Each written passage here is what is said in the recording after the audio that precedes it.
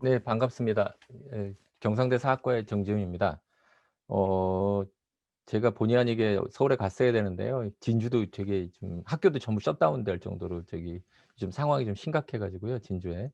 그래서 뭐 수도권에 옮기는 것도 그렇고 그래서 뭐 제가 양해 말씀을 구하고 진주에서 강의하게 됐습니다. 오늘 그 강의 내용은 저희가 제가 제 전공을 말씀드리면 저는 중앙아시아 지역을 공부하고 있고요. 중앙아시아 지역에서도 인제 중앙아시아 크게 두 가지로 저희가 지역적인 구분을 할 수가 있는데, 하나는 초원이고 또 하나는 오아시스 두 지역입니다. 물론 두 지역이 구분돼서 이해되는 건 아니고요. 두 지역은 뭐 늘 하나의 공생 관계를 갖고 있고 하나의 역사적 무대이기 때문에 저희가 뭐 구분지어서 설명하기는 어렵다고 할 수 있지만, 저 같은 경우에는 인제 주로 초원을 중심으로 해서 유목사를 전공하고 있습니다. 이 초원의 유목사라고 하는 것 자체가 사람들한테 약간 낯설기도 하고요. 아니면 뭐 좀 뭐 잘 알고 있다고 할 수도 있지만, 제가 오늘 여러분한테 이 초원에 대한 이야기를 좀 재밌게 해 드리고, 그다음에 인제 제가 읽기 내용에서 여러분한테 과연 유목이라고 하는 것 자체가 어떤 역사적 정통성이 이어지는가, 뭐 유목 세계라고 하는 것이 하나의 역사적 단위가 될 수 있는가, 뭐 이런 거에 대한 제 나름의 생각을 정리한 논문을 여러분한테 나눠 드렸고요. 그래서 여러분이 아마 그런 내용을 읽으셨을 거라고 생각이 되고, 뭐 글을 써서 올리신 분들도 있고요. 제가 그래서 뭐 오후 내내 올려주신 내용들을 약간 뭐 검토해 보기도 하고요. 그래서 여러분이 어떤 생각을 갖고 이 수업에 참가하는지 뭐 그런 내용들을 한번 잠깐 살펴보기도 했습니다. 뭐 그래서 그런 내용들을 섞어서 제가 오늘 여러분한테 강의를 드릴 계획이고요. 그다음에 이 강의를 진행하면서 제가 여러분이 생각했던 것들을 뭐 쉽게 질문을 하거나 내용을 올리면 제가 오히려 여러분들한테 궁금증을 해소해 주는 게 아마 더 재밌지 않을까 하는 그런 생각을 들기도 합니다. 그래서 인제 제 오늘 강의 내용은 주로 인제 먼저 유목이라고 하는 거에 대한 이해를 여러분한테 해 드리고, 유목이라고 하는 것이 역사를 이해 역 이렇게 세계사를 이해하는 데 유목사라고 하는 것 자체가 어떤 의미를 갖고 있는지, 뭐 그런 내용들을 하다 보면 우리가 인제 유목 세계에 대한 이해도 할 수 있고, 또 나아가서 저희가 인제 유목사라고 하는 것이 뭐 강의 제목에 원래 정체성 뭐 이런 것들이 담겨져 있어서, 제가 역사라고 하는 것을 이해하는 데 있어서 역사라고 하는 것 자체와 정통성 또는 뭐 정체성 뭐 이런 것들이 어떻게 만들어지는가, 뭐 이런 것들을 한번 유목이 이루어졌던 초원을 무대로 해서 한번 생각해 보자, 뭐 이런 뭐 등등의 여러 가지 이야기들을 좀 한번 해 볼까 합니다. 제가 지금 그 띄워 드린 지도에서 보시는 것처럼 아까 뭐 저기 권호영 선생님도 살짝 소개해 주셨지만, 저는 굉장히 넓은 범위를 실은 전공합니다. 근데 실은 넓지 않아요. 제 전공의 주요 무대는 실은 몽골 초원입니다. 제 전공 지역은 몽골 초원이고요. 저는 제 성격이 그런 건지 아니면 제가 공부하는 게 내용이 좀 그래서 그런 건지, 저는 굉장히 약간 좀 다중적인 인간이 아닌가 하는 그런 생각을 해 봐요. 왜 그러냐면 제 전공은 지역은 몽골 초원인데요. 전공은 투르크입니다. 그러니까 우리가 몽골이라고 지금 부르고 있는 땅이 형성되기 시작한 건 한 11 세기쯤 돼야지 몽골이라고 하는 이름이 서서히 붙기 시작하거든요. 근데 그 이전의 시기는 지금으로 따지면 투르키스탄이었습니다. 그러니까 투르크의 땅이었죠. 그러니까 투르크인들이 몽골 초원을 차지하고 역사를 만들어 가고, 그러한 역사적 전개라고 하는 것이 유목이라고 하는 어떤 것을 매개로 해서 역사가 전개되는데, 그런 내용이 어 재밌죠. 왜냐하면 그 지금 인제 이따가 제가 설명도 드리겠지만, 터키 사람들의 고향이 터 투르크 저기 몽골 초원이거든요. 그런데 그들의 역사 무대는 저 아나톨리아 고원에 가 있죠, 예를 들면. 그래서 아나톨리아 고원에 가 있는 투르크들이 자기의 건국 기년을 돌골이 건국되던 552 년부터 시작합니다. 근데 실질적으로 과연 몽골 초원에 있던 투르크하고 지금 현재 오스만 투르크의 후예라고 하는 터키 공화국 사람들이 연결되는지, 제가 보기에는 오늘의 이야기의 주제는 아마 그런 내용과 연결될 거고, 여러분한테 그런 정체성의 어떤 연결이라고 하는 것 자체가 어떻게 이루어지는지 뭐 그런 내용을 아마 설명하게 되지 않을까 하는 그런 생각이 드는데요. 어찌 됐건 간에 우리가 만주부터 시작해서 초원이 쭉 펼쳐져서 몽골 초원을 거치고 카자크 초원을 거치고 남러시아 초원을 거쳐서 유럽 초원까지 연결됩니다. 그러니까 서쪽 서쪽단이 알프스와 라인강이 만나는 거고요. 그다음에 그로부터 시작돼서 동쪽의 만주까지 거대한 초원 지역이 펼쳐지고요. 그다음에 그 초원을 중심으로 한 지역을 저희가 인제 일반적으로 스텝이라고 부르고, 그 남쪽 지역은 저희가 인제 그에 반해서 농경이 이루어지고 정주 지역이 어떤 그런 양자의 사이가 있어서, 저희가 역사적으로 얘기를 하면 실은 중국부터 시작해서 저 유럽까지 장성이 쫙 펼쳐진 겁니다. 그러니까 저희가 만리장성이라고 하면 중국의 이 북부 지역에 있는 요 지역 정도만 만리장성을 생각하는데, 문명사적 관점에서 생각해 보면 여기부터 시작해서 쭉 가로질러서 저 유럽까지 장성이 쫙 연결됩니다. 그러니까 인제 예를 들어서 유럽에 가면 장성이라고 부를 수 있는 게 라인강, 알프스, 다뉴브강 이렇게 해서 완전히 천연의, 말하자면 문명 구분선이 쫙 이어지죠. 그리고 인제 흑해가 있고 뭐 카스피해가 있고, 그다음에 인제 쭉 연결돼서 이렇게 동쪽으로 오면서 자연 장벽이 이 위쪽과 아래쪽의 어떤 식생의 구분을 만들면서 인간의 어떤 삶의 무대가 이렇게 펼쳐집니다. 그래서 저희가 인제 역사적으로 이야기하면 북쪽의 초원 지역과 남쪽의 정주 농경 사회가 하나의 문명권을 형성하면서 서로 이렇게 충돌을 하죠. 그래서 중국에서는 스스로를 장성 이남 사람들을 화라고 부르고, 그다음에 그 북쪽에 있는 사람을 이라고 부르는 그러한 서로의 어떤 그 구분 의식이 역사적으로 되게 굳어지고, 그런 과정에서 어 오늘 이제 이야기에서 되게 중요한 포인트가 될 건데, 유목민에 대한 기록이 스스로 남긴 기록이 많지 않습니다. 그러니까 많지 않다 보니까 그 유목민들에 대한 기록들이 대부분 남쪽에 있었던, 그에 주로 인제 침략을 받았던 중국이랄지 인도랄지 이란이랄지 그다음에 로마랄지 이렇게 정주 지역 사람들에 의해서 기록이 남다 보니까, 그들에 대한 여러 가지 오해들 또는 그들에 대한 여러 가지 편견이 이렇게 개입되면서 그들의 어떤 역사적 작용이랄지 어떤 역사적인 움직임이랄지 이런 것들이 되게 그 왜곡되는, 우리가 인제 그런 것들을 일반적으로 문명사관이라고 인제 저희가 얘기를 하는데, 그런 문명사관적인 입장에서 유목민을 이해하려고 했고, 그 유목민에 대한 이해가 역사의 기록에 남게 되고, 그러면서 유목민의 역사를 늘 우리말로 하면 오랑캐로 바로 오랑캐 어떤 역사로 이렇게 이해하는 그러한 것들이 아주 심화되는 양상이었다고 할 수 있고요. 더욱이 근대에 오면서 이 초원 지역이 말하자면 정주 지역 국가들의 어떤 확장 과정에서 쪼개지게 됩니다. 쪼개지게 되면서 그들의 어떤 역사적 작용이라고 하는 것 자체가 인제 소멸되었다고 저희가 일반적으로 얘기하게 되죠. 그래서 인제 그런 과정에서 이 유목민들의 어떤 역사가 국경이 쪼개지고 국경으로 나뉘게 된 유목민들의 역사, 또 그로 인해서 다양한 문제들이 벌어지고, 그러한 것들로 인해서 그들에 대한 어떤 존재적 의미가 되게 그 절약하는, 그러면서 그들이 어떤 역사 속에서 사라져 버렸던 것처럼 우리가 이해된다고 할 수 있는데, 과연 그런 어떤 역사적 전개 과정이라고 하는 거를 우리가 어떠한 관점에서 이해해 볼 것인지, 뭐 이런 것을 한번 고민해 봐야 되지 않을까 합니다. 그래서 인제 우리가 유목에 대한 공부를 좀 오늘 해 볼까 하는데요. 그 유목이 무엇고, 유목의 특징은 뭐고, 유목은 어떻게 시작되었고, 뭐 유목이라고 하는 것이 발전하면서 소위 기마 유목민들이 등장하게 되는데, 그런 기마 유목민들의 어떤 등장이라고 하는 것이 역사를 전개시켜 가는데 어떠한 작용을 했는가 하는 걸 우리가 이해해 보면, 나름 유목에 대한 이해를 여러분이 좀 더 할 수 있지 않을까 생각합니다. 그러니까 막연하게 이해하지 말고 오늘 이번 시간을 통해서 도대체 유목이라고 하는 게 뭔지, 그리고 그 유목이라고 하는 것을 가지고 어떻게 국가를 만들고 뭐 문명을 만들고, 그래서 인제 뭐 일부 학자들은 유목이라고 하는 것 자체를 제5 문명 뭐 이렇게 표현하기도 합니다.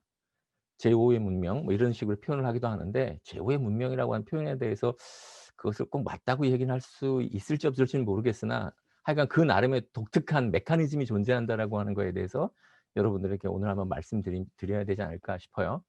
그래서 인제 다음에서 인제 제가 유목을 좀 이해하려면 유목에 대한 최초의 기록을 저희가 찾아봐야 되는데, 유목에 대한 최초의 기록은 사기에 나옵니다.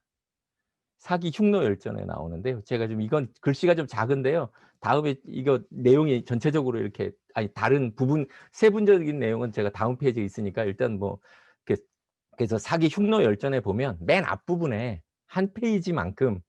한 페이지만큼 사마천이 흉노라고 하는 사람들이 살아가는 습속에 대해서 자기의 인상을 딱 정리해 놓은 부분이 있어요.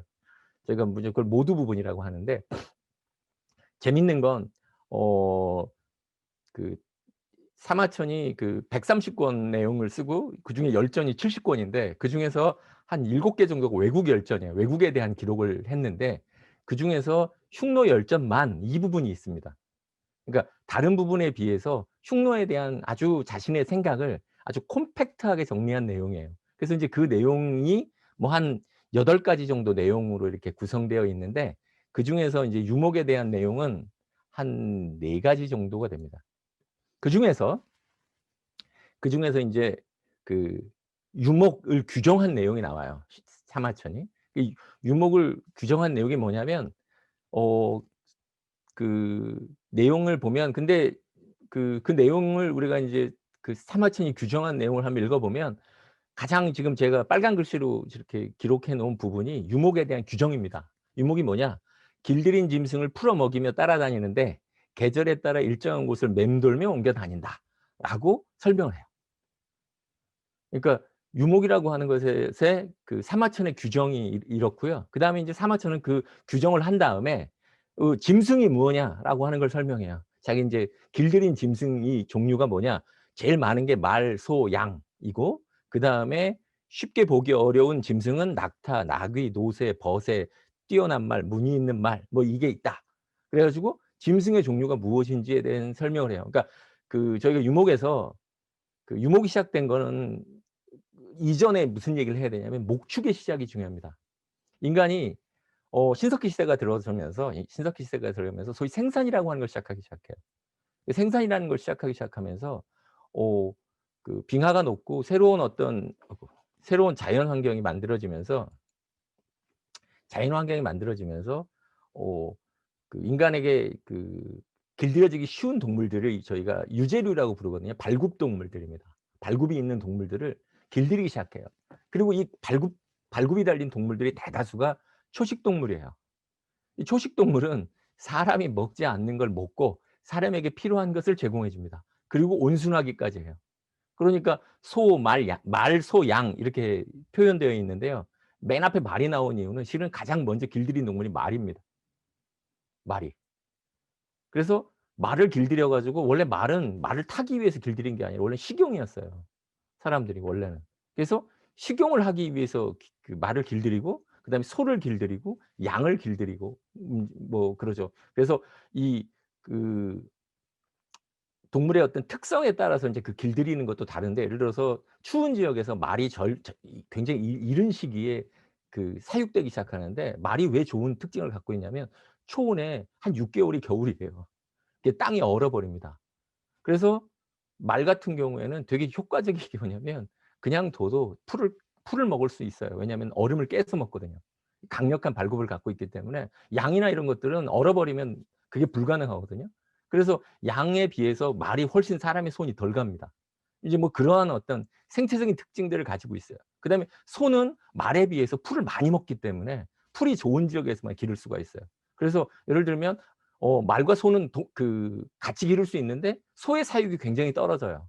소는 그 식생이 되게 좋은 곳에서만 자라요. 그러니까 예를 들어서 풀이 많이 구할 수 있거나 이런 지역에서 하기 때문에 주로 유목민들이 말하고 양을 많이 기르는 이유는 그게 자기가 갖고 있는 자연 환경에서 최소한의 어떤 노력을 통해서 얻을 수 있는 그런 가축의 대상이기 때문에 이런 동물들을 길들이죠. 그다음에 이제 그래서 여기 다음에 나오는 낙타나 뭐 나귀나 노새나 뭐 이런 동물들은 그 초원에서 쉽게 볼 수 없는 동물들이라고 인제 그러니까 자기들이 볼 수 없는 동물, 사마천의 입장에서 보면 그런 동물들을 길들여서 인제 사용한다라고 하는 내용이고요.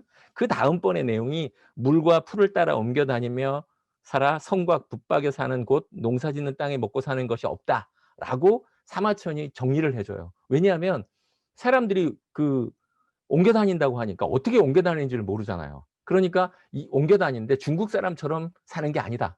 중국 사람들은 집을 짓고 뭐 곽을 두르고 그다음에 거기에서 땅을 개간해서 농사를 짓고 사는데 이들은 그렇게 사는 게 아니라 옮겨 다니며 산다. 특히 물과 풀을 따라서 옮겨 다닌다. 그 옮겨 다니는 방법에 대한 설명을 하고요. 그다음에 맨 끝에 분지에 대한 이야기를 합니다. 분지라고 하는 게 뭐냐면 옮겨 다니긴 하는데 딱 정해진 곳에서 옮겨 다닌다는 뜻이에요. 그러니까 유목민들이 아무렇게나 돌아다니는 유랑민하고는 다르다는 거죠. 그러니까 예를 들어서 풀이 있는 곳을 막 아무 데나 돌아다니는 게 아니라 일정한 지역을 다녀야 됩니다. 안 그러면 전쟁이 일어나요. 왜냐하면 초지가 제한되어 있기 때문에 다른 목민이 살고 있는 초지에 들어가면 어 다른 목민이 굶어 죽게 되죠. 예를 들어서 가축을 기를 수 없게 되니까요. 그래서 그 초원에서 가장 심각한 문제가 뭐냐면 국가가 건설될 때도 마찬가지로 어떤 조직이 만들어질 때 어떤 문제가 있냐면 초지의 어떤 소유권 문제가 늘 그것을 로 인해서 발생한 분쟁을 해결하는 그러한 문제를 해결하는 가장 중요한 부분으로 설명이 됩니다. 그래서 분지라고 하는 게 굉장히 중요해요. 그러니까 사마천은 유목에 대해서 이렇게 설명을 했고요. 근데 되게 재밌는 건 뭐냐면 사마천이 이렇게 사기에 이런 내용을 정리하고 난 다음에 그 이후에 계속적으로 이 내용이 반복 인용됩니다. 반복 인용돼요. 그러니까 사마천이 쓴 사기 다음에 등장하는 역사서가 한서고 후한서, 삼국지, 중국 역대 왕조의 인제 북적전이라고 하는 북쪽에 있는 사람들을 북쪽의 오랑캐를 기록한 열전이 만들어지는데 그 내용에 사마천의 이 기록이 계속 무한 반복돼요. 그런데 재밌는 건 뭐냐면 앞부분에 길들여서 길들인 짐승을 따라다니는데 맴돌며 옮겨 다닌다는 내용을 그 인용하는 게 아니라 밑에 있는 "물과 풀을 따라 옮겨 다니며 산다."라고 하는 내용이 계속적으로 무한 반복돼요. 이건 뭐냐면 근데 제가 이것 갖고도 관련 논문을 썼는데요. 사람들이 후대가 되면 유목민에 대해서 편견이 생기는 거예요. '저놈들은 정처 없이 떠도는 놈이다.'라고 하는 생각이 강해져요. 그렇게 되니까 반고 시대부터 시작해 가지고 저렇게 유목민들을 그래서 일반적인 사람들은 유목민들이라는 게 그냥 물과 풀을 따라서 수초를 따라서 떠돌아다니면서 가축을 기르는 사람들이라고 일반적으로 정의가 돼요. 근데 거기서 빠진 게 뭐냐면 "맴돌며 옮겨 다닌다."라고 하는 표현이에요.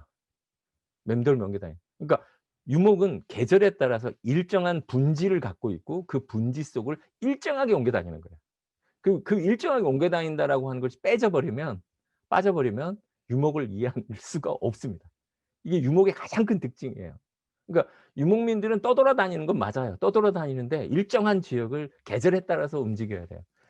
그래서 인제 예를 들어 유목에 대한 정의를 한 유명한 인제 유목 유목사회 구조라고 해서 서울대 김호동 교수님께서 번역하신 책에 보면 하자로프의 책에 이렇게 설명에 따를 것 같으면 유목이라고 하는 것이 어떤 특징이냐. 유목이라고 하는 건 유라시아 구대륙의 건조 지역의 전반에 걸쳐서 존재한단 말이에요. 저 북아프리카부터 시작해서 이 몽골 초원까지 그다음에 뭐 그 인간이 살 수 있는 시 그 풀 풀만 있으면 가축을 이끌고 다니면서 사람들이 살 수 있는 그런 공간에 여러 가지 형태의 유목이 존재하는데 그 유목의 특징 중에 가장 중요한 건 뭐냐면 "주기적으로 옮겨 다닌다."라고 하는 것이 이제 제가 이 세 번째로 표현한 것처럼 "주기적으로 유목 경제 욕구에 따라 일정한 목지 범위 내에서 지역 간에 왕래 이동한다."라고 하는 게 가장 큰 특징입니다. 그래서 유목이라고 하는 것이 유랑과 다르다는 거죠. 그러니까 목축이라고 가축을 기르는 방법은 여러 가지가 있어요. 예를 들면 그러니까 유목보다 쪼금 발전한 형태가 뭐냐면 이목이에요. 이목이라는 건 뭐냐면요. 겨울철에는 평지에 살아요, 겨울에 내려와서. 여름이 되면 가축을 데리고 올라갑니다. 그리고 남은 사람은 거기서 농사를 져요. 그러면 두 가지 생산이 가능하거든요. 그러니까 가축도 기르고 농경도 가능해요. 그러니까 초원 지역에서 중국 북변 지역으로 내려오거나 또는 신강 지역 같은 경우에 천산 산록 지역에서는 유목민과 정주민이 공존할 수 있습니다. 어떻게 공존이 가능하냐면 여름이 되면 유목민들이 산으로 가요. 그리고 정주민들은 그곳에서 농사를 지어요. 그리고 겨울이 되면 농사가 끝나면 목민들이 다시 데리고 내려와요. 그래서 실은 목축민과 농경민이 공존해요. 그러니까 우리가 일반적으로 유목과 농경만 이렇게 분리적으로 사고를 하는데 실은 여러 단계 중간 단계들이 존재합니다. 그래서 그런 단계들의 어떤 특징이 있는데 중요한 건 그런 여러 가지 특징을 갖고 있는 가축을 기르는 목축 중에 유목이라고 하는 것은 지금 말씀드린 것처럼 주기적으로 일정한 장소를 옮겨 다녀야 돼요. 특히 왜 그렇게 되냐면 그 이유가 내년에 또 그곳을 가야 되거든요. 근데 왜 이렇게 주기적인 이동이 필요하냐면 양 때문이에요. 양들은 가만히 있으면 가만히 풀을 뜯고 움직이지 않습니다. 그래서 초지를 파괴해 버려요. 그래서 예를 들어서 그 양모리 개가 필요한 이유가 그거고요. 유목민들은 개를 쓰거나 또 어떤 형태를 쓰냐면 염소를 이용합니다. 염소는 옮겨 다니는 동물이거든요. 성질이 급해 가지고 그래서 양들을 끌고 다닙니다. 그래서 보통 뭐 몽골 같은 경우 2대 8 정도로 염소와 양을 섞어서 이렇게 목축을 해요. 그러면 염소들이 양을 이렇게 데리고 다닙니다. 그래서 그렇게 하면서 초원을 보존하는 거죠, 예를 들면. 그래서 여러분 아마 그 알프스나 이런 데 보면 양모리 개들이 되게 중요한 역할을 하는 게 그게 초지를 보호하기 위한 그런 거고요. 그 초지를 보호하지 않으면 내년에 재생산이 되지 않습니다. 우리가 늘 그 생산이라고 하는 것은 한 해 생산이 아니라 계속적으로 이게 재생산이라는 게 이루어져야 되는데 그러한 부분들을 저희가 유목이라고 하는 것에서 이렇게 보여준다는 거죠. 그래서 유목이라고 하는 것은 이렇게 봄, 여름, 가을, 겨울 이렇게 이동하는 방식으로 이루어집니다. 그래서 가장 중요한 몽골 같은 경우에는 몽골의 그 기후는 영상 5 도가 되면 여름이고요. 마이너스 5도 이하 되면 겨울입니다. 그래서 거의 1 년에 그 영하로 안 내려가는 날이 없고요. 낮 기온의 문제일 차일 뿐이지 그리고 그 겨울에 거의 1 년에 6-7 개월이 겨울에 해당되기 때문에 유목민의 삶은 늘 겨울을 어떻게 보내는가라고 하는 겁니다. 그래서 유목에서 제일 중요한 요소가 뭐냐면 기후 요소 중에 유목사회에서 가장 중요한 기후 요소가 바람입니다. 그래서 겨울철에는 바람을 피할 수 있는 곳으로 가고요. 여름이 되면 바람이 부는 곳으로 갑니다. 그래서 어떤 경우는 위쪽으로 올라가기도 하고 내려가기도 하고요. 근데 가장 중요한 기후 요소가 바람이에요. 그러니까 우리는 보통 일부러 일기예보를 하면 온도를 설명해야 되는데 초원에서는 오늘은 어느 쪽에서 어느 정도의 바람 강도가 어떻게 붑니다라고 아마 일기예보를 해야 될 거예요. 그래야지 아마 자기 어떤 생태적 환경에 맞는데 그래서 유목민들이 늘 이 겨울에 따라서 겨울에 어떤 필요한 생활적인 여건을 만드느냐에 따라서 그 영지가 결정되고 그다음에 겨울을 보내기 위해서 1 년을 보낸다고 할 정도로 유목민들의 삶에서 이 겨울을 보낸다라고 하는 것은 우리도 뭐 인제 최근에 겨울나기를 김장을 하고 여러 가지 겨울 준비를 하잖아요. 요즘은 뭐 옛날 같지 않게 뭐 옛날에 저 어린 시절에 보면 그 연탄을 떼니까 차 한 대 가득 연탄을 실어다가 집에 놔야 되고 어머니가 김장을 하셔야 되고 뭐 이런 것들이 12월 월 달이 들면은 늘 했던 굉장히 중요한 행사였던 걸로 생각하는데 이 유목민들에게서 늘 겨울나기라는 게 중요해요. 그러니까 예를 들어서 겨울나기를 왜 그리 그리고 모든 사이클이 다 겨울나기에 이렇게 맞춰져 있다는 거죠. 그래서 제일 재밌는 것 중에 하나가 뭐냐면 가축의 그 생활 생산 리듬을 맞추는 일이 제일 중요해요. 새끼가 겨울에 나오면 안 되니까 예를 들어서 한 가족이 양을 한 300 마리 정도 키우거든요, 보통. 그러면 11월 달, 12월 달에 임신을 시킵니다, 다. 그래서 5 개월이 지나면 봄이 돼서 겨울이 끝나갈 때쯤 그 새끼가 낳도록 사이클을 맞춰요. 안 그러면 겨울에 새끼들이 태어나면 다 죽어 버리거든요. 그래서 그런 것을 위해서 거세를 한다거나 털을 깎는다거나 또는 생산된 우유를 저장한다거나 뭐 고기를 저장한다거나 뭐 이런 것들이 만들어지죠. 그래서 유목이라고 하는 형태의 어떤 생활의 삶이 이 초원이라고 하는 것에 맞춰져서 우리가 뭐 여러분 이 중에 농사를 짓는 경험을 갖고 계신 분들이 있는지 모르겠는데 농사라는 것도 아주 특화된 기술이거든요. 저희가 벼농사를 짓는다는 게 아주 시즌에 맞춰서 정확한 시점에 맞춰서 여러 가지 일들을 해 줘야 되는 것 마찬가지로 유목이라고 하는 것도 막 목축이라고 하는 방식 중에 하나의 아주 특화된 방법으로 계절에 맞춰서 아주 체계적으로 작동해야 되는 그런 시스템이라 우리가 쉽게 이렇게 뭐 이렇게 가축을 풀어서 키우는 그런 것과는 좀 다르다라고 하는 거를 여러분이 이해하면 우리가 유목에 대한 전반적인 이해고요. 그래서 제가 유목이라고 하는 말을 표현할 때 사마천이 표현한 수, 축목이 전이 맴돌면서 다닌다라고 하는 표현을 정확하게 이해하고 있으면 '아 유목이라고 하는 게 계절 순환 이동이구나.'라고 하는 걸 우리가 이해할 수 있습니다. 이게 그런데 재밌는 건 뭐냐면 이런 유목민들이 자급자족도 쉽지 않아요. 그다음에 예를 들어서 몽골 속담에 "3 일을 일하지 않으면 굶어 죽는다."는 말이 있을 정도로 아주 혹독한 환경에 삽니다, 실은. 그래서 이들이 그런 혹독한 환경에서 어떻게 국가와 제국을 만들어낼 수 있었는가라고 하는 인제 그런 것들이 저희가 의문을 가질 수가 있는데요. 국가라고 하는 것을 인제 그 만들어 가고 그런 과정에서 이들의 특징이 아주 두드러지게 나타납니다. 그래서 사마천이 얘기하고 있는 건데요. 사마천이 얘기한 이야기 중에 네 번째 이야기에 보면 아이들도 활을 쏠 줄 알고 남자들도 활을 쏘고 그다음에 말을 타고 싸우는 기병이 된다라고 하는 말이 나옵니다. 여기 보면 그 갑기라고 하는 표현이 나오는데 이게 기마궁사라는 뜻이에요. 말을 타고 활을 쏘는 사람.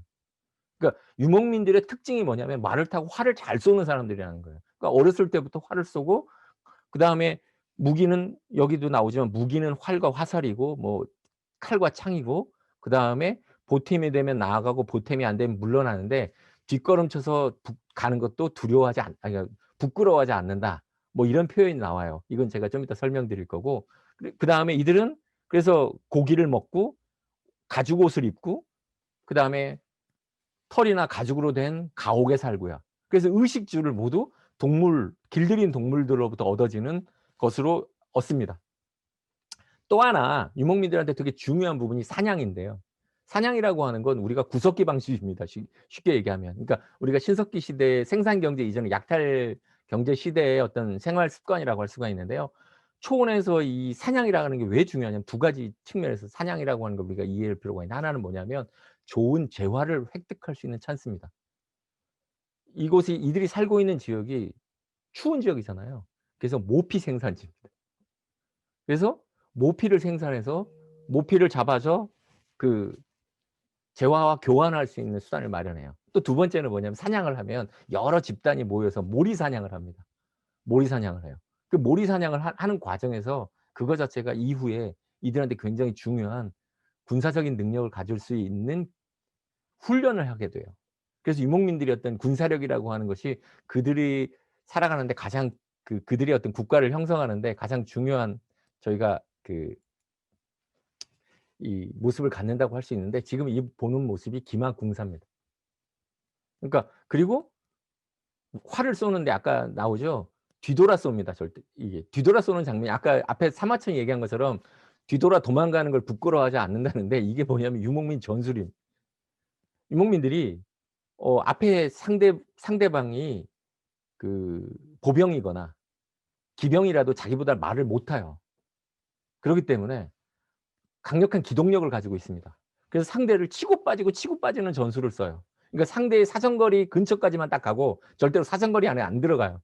그런데 중요한 건 사정거리 안에 들어오고 움직일 거 아니에요, 상대가. 그러면 도망가요. 그리고 자기는 상대편보다 사정거리가 긴 활을 가지고 있어요.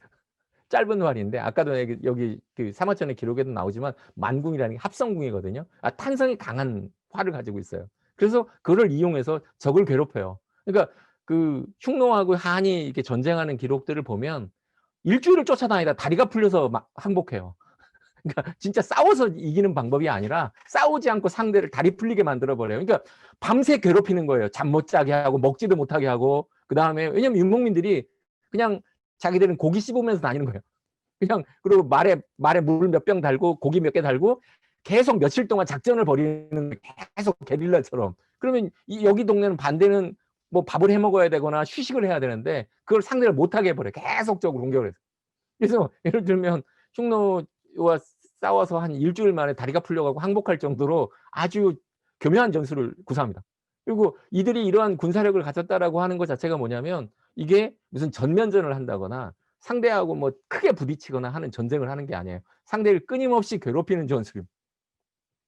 그런데 그러다 보니까 그 상대가 되는 입장에서는 정말 괴롭죠. 저희가 그 유목민들이 이러한 자신들의 어떤 특기를 개발해 내는 것. 그래서 이 그 특기의 개발이라고 하는 것 그러니까 말을 길들이고 말을 올라타고 말을 이용해서 그걸 군사적으로 사용하는 것. 그러니까 말의 이용은 크게 두 가지 형태로 이루어지죠. 원래 말을 길들여서 처음에는 말을 타는 게 아니라 수레를 끄는 용도였어요. 그러니까 정주 지역에서는 말을 가져다가 말을 수레를 연결해서 전차를 만들죠. 그러니까 뭐 저쪽 페르시아도 마찬가지고 그리스도 마찬가지고 그다음에 중국도 마찬가지인데 대부분 청동기 시대의 전쟁은 다 전차전이에요. 말을 이용해서 전차를 사용하는 어떤 그런 전차전이 이루어지는데 유목민들은 그 왜냐하면 그게 말을 길들이기가 훨씬 쉽거든요. 수레를 끄는 정도의 길들임은 쉬운데 이게 사람이 직접 올라타 가지고 말을 활용하는 기술은 이게 상당히 고도의 기술이거든요. 여러분 지금 보시는 것처럼 이 활을 탔는데 이 여기 보면 이렇게 등자라는 게 없습니다. 제가 다음 사진을 보여주면 이거는 저희가 유명한 고구려 무용총에 있는 수렵도에 보면 요 그 말을 의 안장에 말의 안장에 이렇게 등자가 달려 있음을 저희가 볼 수 있어요. 이거는 인제 그리고 우리가 역사적 유물로도 저희가 인제 그 국보잖아요. 여기 그 국립중앙박물관에 있는 이 기마 인물용 보면 하고 이렇게 등자에 발걸이에 걸려 있죠. 이렇게 발걸이에 걸려서 말을 타는 것과 이렇게 원래는 이거 없이 말을 탑니다. 그러니까 이런 등자가 등장하는 건 한 5 세기쯤 돼야 돼요. 5 세기 이전엔 등자가 존재하지 않습니다. 그러니까 예를 들어서 뭐 텔레비전 드라마에 보면 삼국 시대나 예를 들면 중국에 또는 우리나라 뭐 좀 예를 들어서 뭐 옛날 텔레비전에 뭐 주몽 드라마 이런 거 하면 사람들이 말 타고 다니는데 막 등자에 걸고 다니면 다 그거 거짓말이에요. 그러니까 마구의 발달이라는 게 철제 마구가 등장하는 건 한 5 세기, 4 세기 지나서 5 세기가 돼야지 중국에도 나타납니다. 그러니까 그 이전까지 말을 타는 게 그러니까 같이 말을 탄다 하더라도 유목민이 말 타는 거하고 일반민이 말 타는 건 굉장히 수준 차이가 있는 거예요. 아마 여러분이 아마 다른 그 제주도나 또는 뭐 경주 이런 데 가면 마상 쇼하는 걸 한번 보셨을 거예요. 사람들이 거의 말에 붙어 다닙니다. 그러니까 오죽하면 그런 모습을 보고 그리스에서는 켄타우로스라는 거 아시죠? 사람과 그 말이 이렇게 연결되어 있는 것으로 스키타이를 묘사합니다 실은. 스키타이를 묘사한 거거든요. 그러니까 스키타이라고 하는 유목민들이 말을 워낙 잘 다루니까 이 사람들이 말하고 사람이 붙어 있는 것처럼 인식한 거거든요 그리스 사람들은. 그래서 인제 그런 모습으로 유목민들을 이해할 수 있을 정도로 말을 아주 잘 타는 겁니다. 그러니까 기마 유목민하고 기마민은 다른 거예요. 후대에 우리가 이렇게 그 말을 탄다라고 하는 거에서 등자를 사용하는 것과 등자를 사용하지 않는 건 굉장히 큰 차이가 있고 유목민들이 말 타는 수준은 상당히 다릅니다. 그러니까 예를 들어서 유목 사회에서도 그 한 6 세기 7 세기 넘어가면 유목민들도 등자를 쓰기 시작해요. 등자를 쓰기 시작하고 몽골 시대는 완전히 등자를 사용하죠. 뭐 인제 그런 예들을 우리가 알 수가 있는데 그 이전에는 이게 뭐 예를 들어서 그 앞 시대에는 그 이 등자를 사용하지 않고 이용합니다. 그런데도 굉장히 잘 타요. 그러니까 예를 들어서 그 로마의 아틸라에 대한 기록이 있어요. 훈의 그 왕이었던 아틸라에 대한 기록인데 아틸라가 예를 들어 안짱다리에 그다음에 말에서 내리면 어그적어그적 거리고 원숭이처럼 걸어 다닌다는 그런 표현이 나오고요. 왜냐하면 이게 말을 타게 되면 여러분 그 등자가 없으면은요 발을 발목 그 저기 뭐야 발 말 몸에 훨씬 더 밀착시켜야 돼요. 그리고 말 타는 모양도 달라요. 그러니까 등자가 있으면 말이 약간 뒤에서 타거든요 이렇게. 그런데 없으면 앞으로 타야 돼요. 타는 자세도 다르고요. 그래서 인제 그런데 그거는 말을 타는 테크닉과 밀접한 관계가 있어요. 자 이렇게 그 기마를 하게 되고 기마를 이용했던 군사적인 힘을 갖고 있는데 늘 중국 기록에 나오지만 흉노 사람들은 우리 한 군의 인구도 되지 않는데 저놈들이 30만도 되지 않는데 우리를 이렇게 괴롭히는 게 괴롭히고 그다음에 우리의 어떤 그과 싸우면 늘 우리가 지고 뭐 이런 내용들에 대한 기록이 계속 나와요. 근데 왜 그리고 그러면서 인제 유목민들이 흉노부터 시작해서 우리가 제국을 건설합니다. 유목제국이라는 말을 써요. 여러분 알다시피 어떤 국가가 되려면 영역이 만들어지고 그 영역 내에 어떤 국가 시스템이 만들어져야 되고 그렇게 되는데 흉노라고 하는 국가 그다음에 인제 그다음에 돌궐, 뭐 위구르, 그다음에 거란, 몽골 이렇게 몽골 초원을 중심으로 해서 등장한 유목 국가들의 특징은 뭐냐면 유목민 스스로 만든 국가가 아니라는 겁니다. 유목 국가는 늘 유목민과 정주민이 같이 만든 국가예요. 그러니까 유목민 스스로 혼자 유목 국가를 만드는 게 아니라 정주민들의 여러 가지 테크닉을 과 그다음에 유목민이 갖고 있는 군사력이 결합한 국가라고 할 수 있죠. 그러니까 흉노 같은 경우는 그 흉노의 국가가 등장하게 되는 건 우리가 약간은 좀 다른 지금까지 이해하고 좀 다른 관점에서 제가 설명을 드릴 건데 중국사에서 배우면 전국 시대가 끝날 무렵에 흉노가 등장해요. 흉노가. 전국 시대 중국의 7 개의 나라가 진나라로 통일되는 시기에 이제 북쪽에 흉노라고 유목 세력이 등장하게 되는데 그때 인제 어떤 생각을 하냐면 흉노와 밑에 7개 국가는 굉장히 다른 국가인 것처럼 생각이 되는데 저는 좀 생각이 달라요. 저는 개인적으로 중국사를 이해하는데 중국사를 장성적 구분의 역사가 아니라 장성이 무너진 역사 시대라고 늘 생각하는 사람이거든요. 그러니까 그건 어떤 관념이냐면 전국시대 말에 장성이 만들어지는 건 맞는데 전국시대 진나라의 병합 과정에서 각 국의 이탈민들이 등장해요. 그러니까 그 이탈민의 상당수가 흉노로도 들어가고요. 또 그 상당수가 고조선으로도 옵니다, 예를 들어서. 그러니까 고조선의 역사적 전개 과정이 그 진해 통일 과정과 굉장히 여러 가지 긴밀한 관계가 있는데 연해 유민들이랄지. 근데 그런 기록들이 있는데 흉노에 대해서는 별로 기록이 많지 않아요. 그런데 저는 생각하는 게 뭐냐면 흉노라고 하는 국가가 만들어지는 과정에서 흉노 유목민들과 중원의 여러 그 소위 인원들이 결합해서 국가를 만들었다고 생각해요. 그렇지 않으면 국가 시스템이 만들어지지 않습니다, 기본적으로. 왜 그러냐면 이거는 그 이후에 등장하는 유목제국에서도 동일한 양상으로 나타나요. 일반적으로 유목제국의 건립 그 건설 과정을 저희가 얘기할 때 어떤 측면에서 이야기를 하냐면 그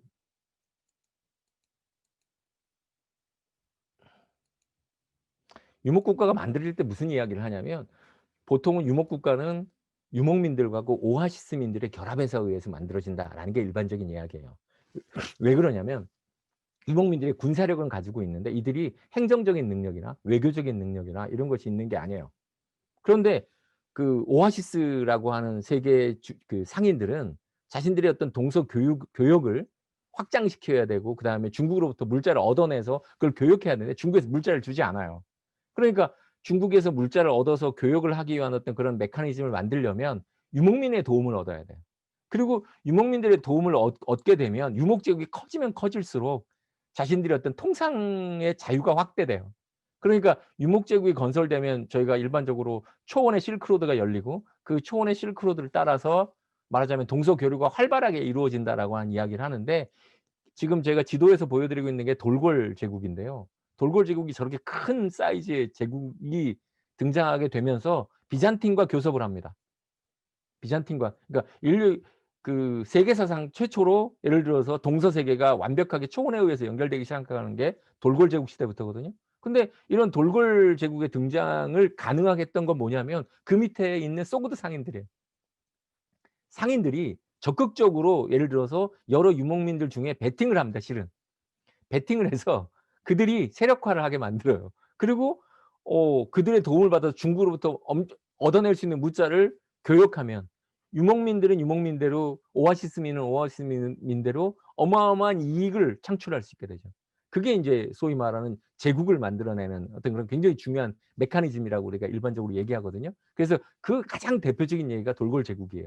이 6 세기에 등장한 돌골이 이렇게 그 흥할령부터 시작해서 저 아라레까지 거대한 제국 체제를 만들어내게 되는데 이런 거대한 제국 체제를 만들어내었던 동력이 그러한 두 세계가 자신의 이익을 이렇게 결합시키기 위해서 국가를 이렇게 만들어내고 그러한 어떤 시스템 메커니즘이 그다음에 예를 들어서 몽골 제국 시대도 마찬가지입니다. 몽골 제국이 국가를 건설하는 과정에서 가장 중요한 역할을 했던 집단이 두 집단이에요. 하나는 거란 세력입니다. 거란. 거란의 후예들이 여진 금나라한테 자신이 국가가 멸망되고 난 다음에 어떻게든 여진을 제거하려고 노력을 해요. 그 과정에서 그 몽골 초원에서 등장했던 칭기스칸을 적극적으로 지원하고 또 한편의 상인 집단은 뭐냐면 서쪽에 있던 무슬림 상인들이 몽골 집단을 적극적으로 지원합니다. 그래서 몽골 제국이 만들어지는 과정에서도 다양한 정주민들이 그 제국 질서를 형성하고 만들어 가는데 아주 결정적인 역할을 끼친다고 할 수 있거든요. 그런 것처럼 이러한 유목 제국이 만들어지는 과정에서는 유 초 초원의 유목민들이 자신이 갖고 있는 군사력이라고 하는 것을 극대화하는 방법 또 하나 유목민들이 갖고 있지 못한 어떤 행정적이랄지 또는 뭐 교육을 담당한달지 그다음에 외교적인 능력이랄지 행정적인 능력 그러니까 쉽게 말하면 이런 거예요. 유목민들이 중국 장성 지역을 공격해서 중국을 괴롭혀요. 그러면 중국은 군사적인 대응을 해야 되는데 군사적인 대응을 하려면 비용이 너무 많이 들어요. 그러니까 상인들을 보내요. 그래서 "앞으로 내가 말 잘을 테 잘 괴롭히면 안 들일 테니까 얼마 줄래?" 이렇게 서로 협상을 하죠. 그래서 세패라고 하는 걸 얻어내요. 뭐냐 소위 말하는 삥 뜯는 거죠, 한마디로 얘기하면. 그래서 자기들이 원하는 그런 재화를 마음대로 뜯어내는 방법을 고안해내요, 실은. 그리고 그것을 동서로 연결시켜서 동쪽 지역에서 서쪽 지역으로 이동시켜서 저희가 교육을 하죠. 그래서 저희가 일반적으로 실크로드라고 하는 얘기를 하면 주로 사막을 이동한 사막을 오아시스를 통해서 넘어가는 게 일반적인 실크로드라고 저희가 이야기 될 수가 있는데 실은 유목제국이 등장하면 그냥 초원을 통해서 교통로가 만들어져요. 그러니까 대표적인 게 그 초원의 교통로가 가장 활발하게 만들어지던 시대가 아마 여러분 역사 시간에 배우면 몽골 제국이 만든 잠치라는 게 교통로가 있었다라고 하는 거 아마 여러분 교과서 같은 데 뭐 배울 기회가 있었을 거라고 생각이 되는데 실질적으로 그런 거를 만들었던 나라가 위구르예요. 위구르가 만들고요. 그다음에 그걸 거란이 계승하고요. 그 거란 거를 몽골이 계승해요. 근데 인제 역사 시간엔 주로 그 몽골 제국 시대의 어떤 잠치에 대한 이야기만 나오는데 실질적으로 그런 그 내륙 교통의 루트를 형성하고 그 중간중간에 거점을 형성해서 초원을 연결시키려고 했던 노력들은 실은 그 이전의 유목 제국들이 하게 되고요. 그것이 말하자면 무역지대를 형성하는 겁니다. 초원 유목 제국은 그 자체가 그냥 유목 제국 자체가 하나의 교역권이 형성돼요. 그렇게 되면 자유로운 항해가 필요하죠. 그러니까 제일 중요한 게 여러분 그 상업을 하는 사람들한테 제일 중요한 건 뭐냐면 변수가 없어지는 거예요. 그 변수 중에 뭐냐면 보험료가 제일 비쌉니다, 실은. 그래서 평화롭게 자기가 보험료 안 들고 교역을 할 수 있는 세계는 유목 세계의 제국이 건설되는 거예요. 그러니까 유목제국이 건설되면 계속적으로 자신의 이익을 확장하기 위해서 그 규모를 팽창시켜 나가는 그런 방법이 우리가 유목제국의 어떤 건설이 되는 이유고 유목제국이라고 하는 것이 이러한 그 듀얼한 두 세계가 결합돼서 등장하는 그러니까 인제 뭐 저희가 제국이나 국가가 건설되면 하나의 문명권이라고 할 수가 있다고 얘기할 수 있을지 모르겠는데 저는 유목제국을 어떻게 설명하냐면 유목제국에는 1 차, 2 차, 3차 산업 중에 1차 산업과 3차 산업만 있는 국가라고 생각해요. 그러니까 1차 산업이라는 건 유목이라고 하는 걸 갖고 먹고 사는 구조는 마련돼요. 그리고 2차 산업이 없어요. 2차 산업은 중국으로부터 가져와요. 주변 세계로부터 세패를 통해서 얻어낸 다음에 그걸 유통시키기만 하면 돼요. 그러니까 그것을 유지해 가는 그 국가 시스템이라고 하는 것 자체가 유목제국 시스템이라고 이해하시면 돼요. 그러니까 일반적인 우리가 생각하면 1차 산업도 있어야 되고 그걸 기반으로 해서 다시 재가공하는 2차 산업도 있어야 되고 그다음에 그것을 유통시키는 3차 산업까지 있어야 되는데 이 유목제국이라고 하는 시스템은 1차 산업 뭐 그렇게 발전은 안 된 1차 산업을 기반으로 해서 그냥 3차 산업만 존재하는 거죠. 쉽게 얘기하면 뭐 지금식으로 얘기하면 종합 상사가 있어 가지고 다국적 기업이 다국적 기업이 자기는 공장은 하나도 없는데 여러 곳에서 공장에서 물건을 가져다가 쭉 분배하는 것으로만 이익을 창출을 하는 그런 방법처럼 유목제국 시스템이라고 하는 것 자체가 그러한 방법으로 다양한 어떤 그런 집단들을 아우르고 그다음에 그것을 연결시키고 하는 그러한 시스템 체계를 만들어 냈고 그것을 만들어 가는데 이 두 세계가 결합을 해서 그러니까 뭐 흉노 같은 경우에 저는 중국과 유목 세계 결합 또는 그다음에 돌골 같은 경우에는 오아시스 상인들과 중국 아니 그 유목민과의 어떤 결합 이런 것들이 그런 체계를 만들어 내는 걸 뭐 '가능하게 하지 않았는가.'라고 하는 생각이 들어요. 그러니까 예를 들어서 그 돌골 시대에 그들을 도왔던 소그드 상인들의 어떤 모습을 그 빚어 놓은 부조가 이제 중국에 남아 있는 것들인데요. 그래서 이거는 상인들이 돌고를 방문했던 초원 지역을 방문했던 어떤 그런 모습이랄지 뭐 여러 가지 그 상인들의 어떤 그런 모습들을 우리가 볼 수가 있고요.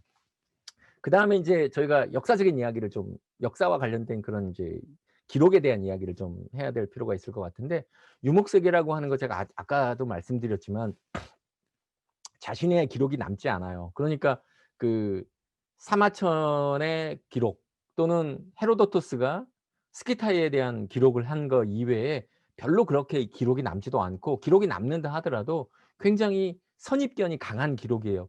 물론 제가 오늘 보여드렸던 사마천의 사기는 별로 그렇지 않아요, 실은. 그러니까 사마천의 사기는 저는 굉장히 정확한 기록이라고 개인적으로 신뢰성을 많이 부여하는데 오히려 그다음 시간에 등장하는 것들은 오히려 유목민에 대한 편견이 굉장히 강해진다고 생각하거든요.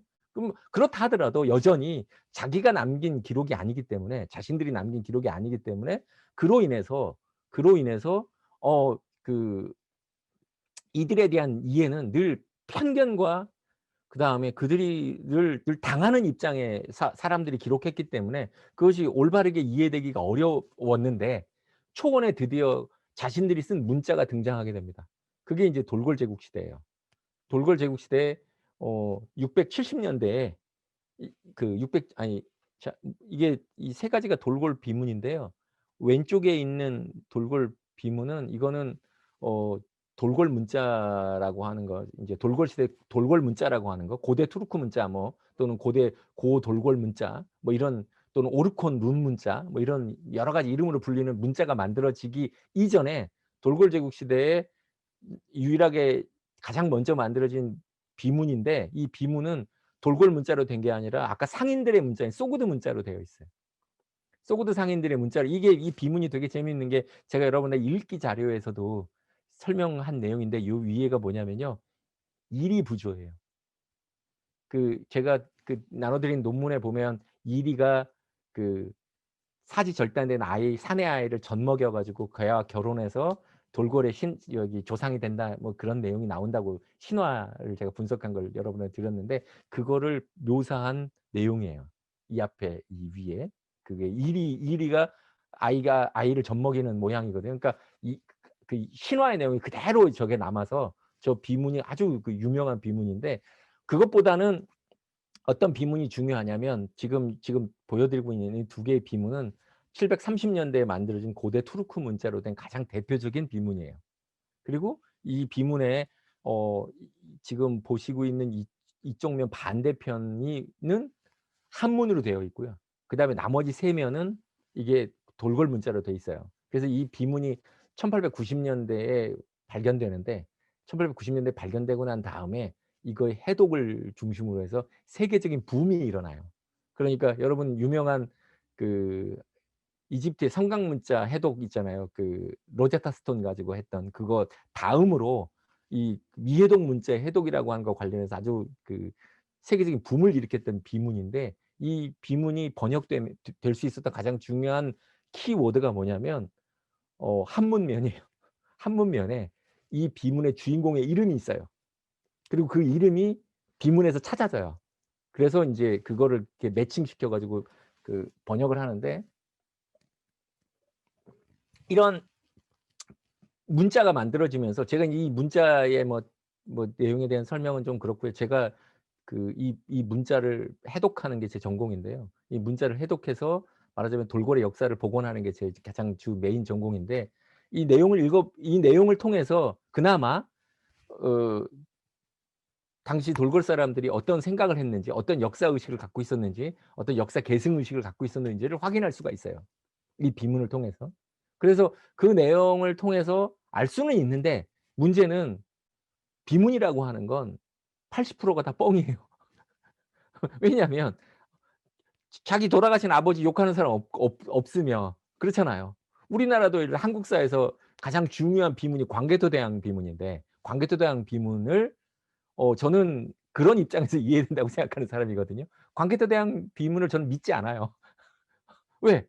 그 내용을 정상적으로 믿는 것 자체가 저는 이상하다고 생각해요. 왜? 자기 아들이 아버지를 에 대한 내용을 쓰면서 아주 자랑스럽고 좋게 썼을 거라고 생각이 되거든요. 그리고 이 비문 역시도 그런 내용으로 구성돼 있어요. 근데 중요한 사실은 뭐냐면 아까 얘기한 것처럼 나름의 계승 의식이랄지 어떤 역사 의식이랄지 뭐 이런 것들을 우리가 이해할 수 있고요.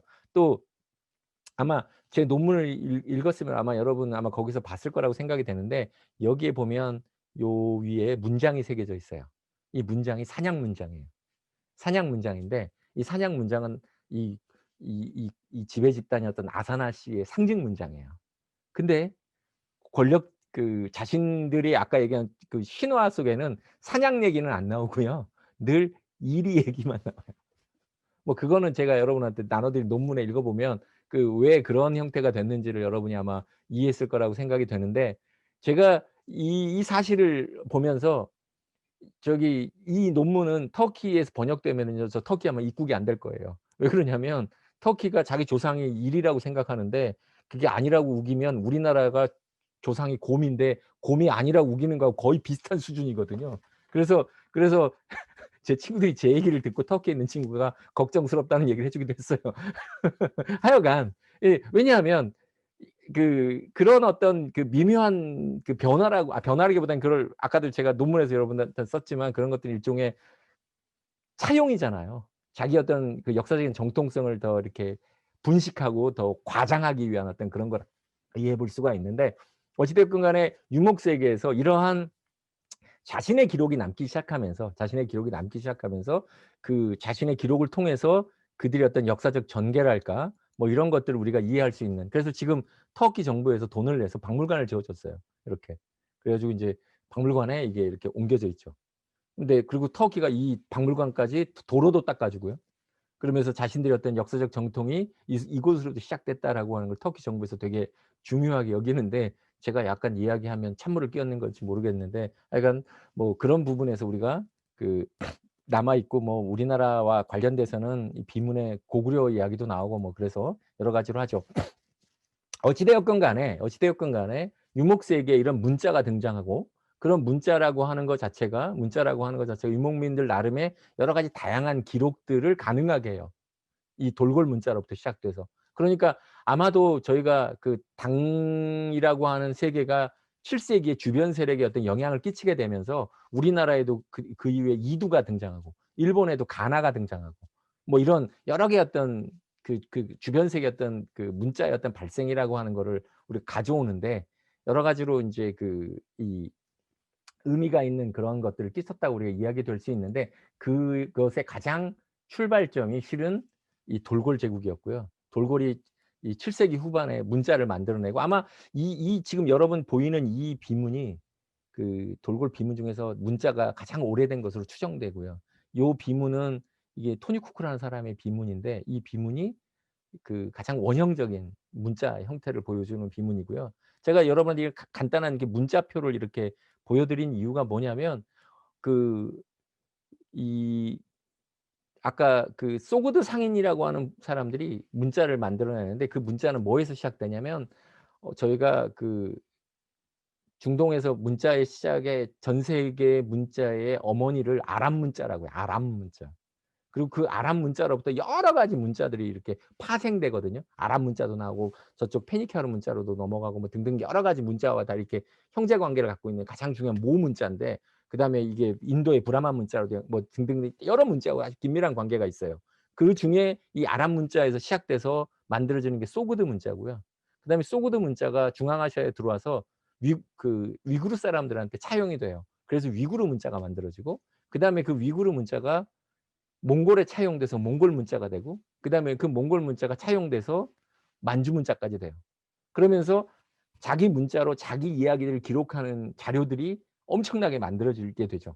그러니까 뭐 학생이 어떤 학생이 쓴 글에 보면 몽골 비사에 대한 이야기를 뭐 쓴 친구도 있던데, 몽골 비사 같은 경우에는 몽골 비칙, 그러니까 위구르어로 차용된 몽골 문자로 사용돼 엿 엿 에서 작성된 가장 대표적인 책이죠, 예를 들어서. 물론 지금 남아 있는 책은 중국어 전사책이 남아 있긴 한데, 이거 어찌 됐건 간에 아마 목문으로 됐을 거라고 생각이 돼요. 그 이외에도 예를 들어서 서화랄지 여진이랄지 거란이랄지 이렇게 그 중국을 둘러싸고 있는 여러 이민족들이 다양한 문자들을 만들어내서 나름의 새로운 어떤 세계를 만들어내는, 그리고 자신의 어떤 역사적인 이야기들을 설명하려고 하는 뭐 그러한 것들이 인제 폭발적으로 나타나게 되면서, 제가 인제 그 유목사라고 하는 것을 우리가 어떤 관점에서 설명해야 되는 것인지 뭐 이런 것들을 이해하는 데 뒤에 이런 자료들이 되게 중요했고, 뭐 우리가 인제 그 이 그 유목사를 이해한다라고 할 때 어떠한 제가 다루고 있는 시대는 자료가 너무 적기 때문에 이제 그런 부분을 이제 이다음 시기에는 되게 극복하면서 문자의 어떤 사용이라고 하는 것들을 우리가 보여주는 되게 중요한 예라고 할 수가 있습니다. 그리고 인제 예를 들어서 위구르 시계 같은 경우에 이렇게 도시들이 만들어지기 시작해요, 초원에. 초원에 도시가 만들어지고 이 도시들이 같은 위도성에 한 10개 쫙 만들어집니다. 그게 그다음 시대의 잠치가 돼요. 그러면서 동서세계가 이렇게 도시가 만들어지고 그다음에 초원이 연결되고, 우리가 생각했던 것보다, 그러니까 우리가 문명을 이야기한다고 하면 문자, 도시 뭐 이런 것들의 등장을 주로 저희가 문명을 이야기하는 가장 기본적인 얘기라고 할 수가 있는데, 초원 지역은 그런 것들이 뒤의 시기에 나타나긴 하지만 이런 것들이 굉장히 중요한 역사적 작용을 하는 어떤 무대로서 우리가 인제 '활발하게 나타났다.'라고 하는 것도 여러분이 알아두면 재밌지 않을까라고 하는 생각이 들고요. 또 하나 중요한 건 뭐냐면 이 유목 국가들이 세계의 종교 확산에 굉장히 중요하고 가장 결정적인 역할을 끼쳤다는 점을 우리가 이해해 볼 필요가 있어요. 그러니까 그 불교 같은 경우에 불교가 확산하는데 가장 결정적인 역할을 했던 왕조가 여러분 쿠시안 왕조잖아요.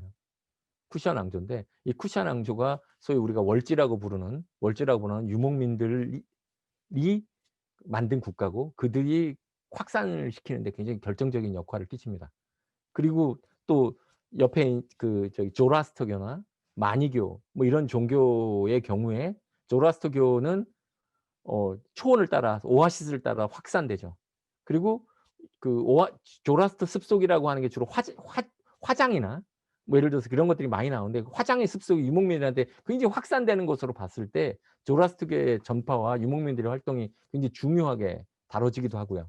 그다음에 네스토리스파 기독교라고 하는 동방 기독교라고 저희 불리는 그런 기독교의 전파 역시도 몽골 제국 시대에 굉장히 주목되는데, 그래서 예를 들어서 옹구트라고 하는 부족이랄지 뭐 옹기라트랄지 뭐 이런 부족이 유명한 경거도들이거든요. 그래서 뭐 인제 유럽에서는 그들로 인해서 뭐 저기 몽골 사람들 프레스토 존이라고 하는 그런 우리를 구원해 줄 수 있는 어떤 그런 동방의 성자가 있다 뭐 이런 얘기가 나올 정도로 기독교도에 대한 이야기들 뭐 이런 것들이 가능하게 했다거나, 또 위구르 제국 같은 경우에는 마니교를 믿습니다.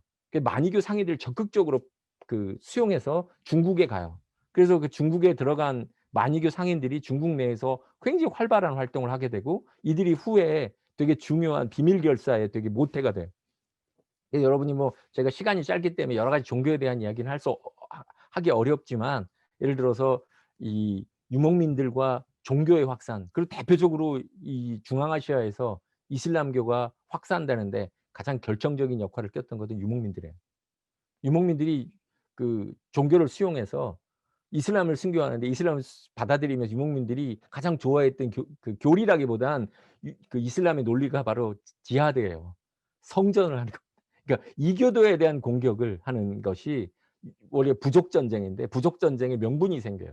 그러면서 예를 들어서 카라한조 시대 이후에 유목민들을 중심으로 해서 이슬람교의 확산이라는 게 아주 본격화되고요. 그래 이 유목민들의 어떤 제국의 확장이라고 하는 것과 함께 이슬람의 어떤 전파 뭐 이런 것들을 우리가 이야기할 때 꼭 빠뜨릴 수 없는 게 그 이야기고, 뭐 이번 학 이 제가 오늘 하는 뭐 수업에서는 다루지 않는 내용이고 이지만, 저희가 중앙아시아라고 하는 현재의 중앙아시아를 이해한다라고 할 때 저희가 두 가지 키워드를 빼놓고 설명할 수가 없는데, 하나는 어떤 키워드냐면 하나는 투르크예요. 그러니까 말하자면 투르크 유목민이 주도가 되는 하나의 사회가 되고, 또 하나가 뭐냐면 이슬람입니다. 그래서 이 사회가 투르크 이슬람 사회가 되거든요. 그래서 문화적으로는 이슬람, 그다음에 종족적으로는 투르크화되는 현상 뭐 이런 것들이 인제 이루어지는데, 그 촉매가 바로 이슬람교의 어떤 확장과 아주 긴밀한 관계가 있다라고 하는 것을 우리가 이해해 보면, 아마도 우리가 이 유목민들의 어떤 세계사적인 역할이라고 하는 걸 얘기한다고 할 때 종교의 확산, 종교의 다양한 발전, 그다음에 중국에서도 예를 들어서 5, 16국 시대에 불교가 전파돼서 굉장히 큰 발전을 하게 되는데 가장 결정적인 역할을 했던 게 탁발이거든요. 그럼 탁발의 어떤 역할이라고 하는 것, 뭐 우리가 그런 걸 빼놓고서 불교의 어떤 발전을 이야기할 수가 없는데, 그런 부분들이 소위 말하는 목축 기마 유목민이라고 해야 될지, 아니면 목축민이라고 해야 될지, 아니면 반목 반농민이라고 해야 될지, 하여간 그런 비중언적인 성격을 띠고 있는 존재들의 어떤 역할과 관련됐을 때 어떤 종교의 발전 뭐 이런 것도 우리가 같이 이해해 보면, 이 유목민들을 이해하는 보면 굉장히 중요한 키워드가 아닐까 하는 그런 생각이 듭니다.